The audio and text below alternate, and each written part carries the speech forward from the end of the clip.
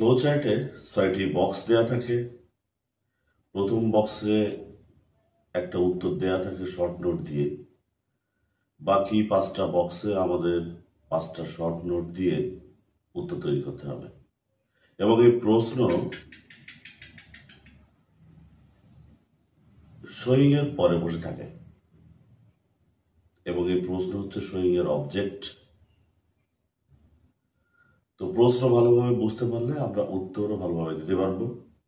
উত্তর ৪ ভাবে হতে পারে: সেন্টেন্স, প্রেডিকেট, ফ্রেজ অথবা পার্ট অফ স্পিচ।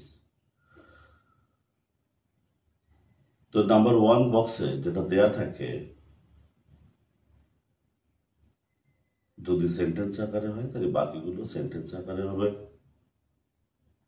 যদি ফ্রেজ আকারে হয় বাকিগুলো ফ্রেজ আকারে হবে, যদি প্রেডিকেট আকারে হয় বাকিগুলো প্রেডিকেট আকারে হবে, যদি পার্ট অফ স্পিচ আকারে থাকে তাহলে বাকিগুলো পার্ট অফ স্পিচ বা ওই পার্ট অফ স্পিচের ফ্রেজ আকারে হবে।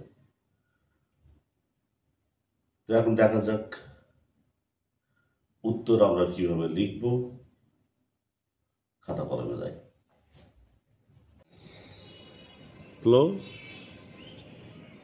চার্ট।